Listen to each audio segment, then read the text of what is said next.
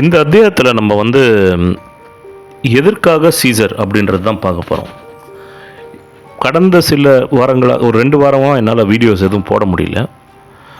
ஆனால் முந்தின வீடியோஸை பார்த்த என் நண்பர்கள் சிலர் என்ன கேட்டாங்கன்னாக்கா, ஏன் வந்து நீங்கள் வந்து கதையை வந்து ரோம்லேருந்து ஆரம்பிக்கிறீங்க, ஏன் வந்து சீசரை பற்றி நீங்கள் பேசுகிறீங்க, இந்தியாவிலேருந்து நீங்கள் ஏன் ஆரம்பிக்கக்கூடாது, நம்மளதும் ஒரு பாரம்பரியமிக்க தேசம் தானே, ஏன் நம்மளதில் பற்றி நம்ம பெருமைகளை பற்றி சொல்லலை அப்படின்னு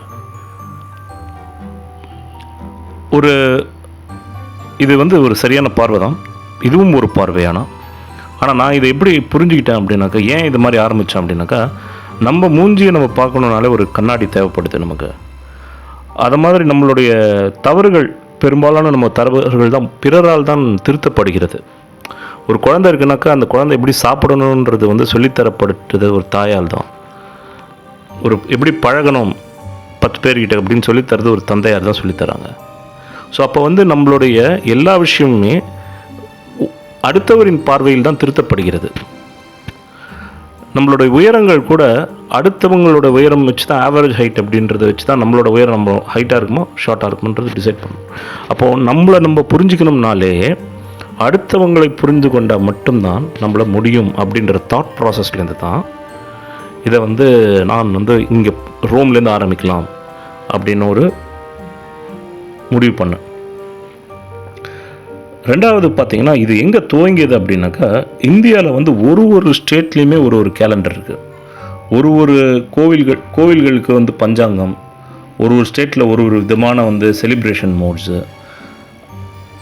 அப்படி இருக்கும் பொழுது ஏன் இந்த மாதிரி இருக்குது? ஆனால் பொதுவாக நம்மளோட அட்மினிஸ்ட்ரேஷன் பர்பஸ்க்காக நம்ம யூஸ் பண்ணுறது கிரிகேரியன் கேலண்டர். அடிப்படையில் பார்த்தாக்கா ஒரு கிறிஸ்துவ மதத்தின் ஒரு தாக்கமாக தான் அந்த கிரிகேரியன் கேலண்டர் நமக்கு அமையுது. ஒரு கிறிஸ்துவ மதத்தின் தாக்கமாக அட்மினிஸ்ட்ரேஷன் வைஸ் ஒரு கேலண்டர் எப்படி அமைஞ்சுது அப்படின்னா, அதை வந்து அந்த மதத்தையும் அந்த ஒரு இன்ஃப்ளூயன்ஸ் பண்ணணும் அப்படின்னாக்கா அதன் அமைப்பு என்ன அப்படின்றது தேடணும்.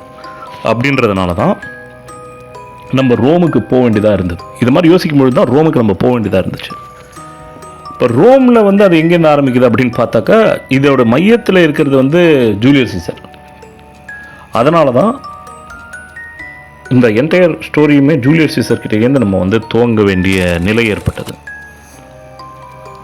இப்போ வந்து இது வரைக்கும் நம்ம ஜூலியஸ் சீசர் எப்படி பிறந்தார், என்ன மாதிரி ஃபேமிலி பேக்ரவுண்ட் இருந்துச்சு, அவர் என்ன பதவியெல்லாம் வந்து வகிச்சார் அப்படின்னு சொல்லி, ஒரு கவுன்சில் பதவி எப்படி அடைஞ்சார் அப்படின்றது வரைக்கும் நம்ம பார்த்துட்டோம். ஸோ நார்மலாக வந்து பார்த்திங்கனாக்கா, ஒரு பெரிய பதவியில் இருக்கிறவர் அந்த பதவியை விட்டு விலகும் பொழுது அந்த பதவியில் அவர் என்னென்ன செஞ்சாரோ அதனுடைய தாக்கம் வந்து அவருடைய வாழ்க்கையில் இருக்கும். இல்லை அவரை சுற்றி யாராவது ஒருத்தர் நமக்கு ஏன் இந்த பதவி கிடைக்கல அப்படின்ற ஒரு காரணத்தினால சில கேள்விகளை அவர் மேல் எழுப்பலாம். ஸோ அதனால் என்ன யோசனை பண்ணார்னாக்கா, அவர் இதை நல்லாவே உணர்ந்திருந்தார் சீசர்.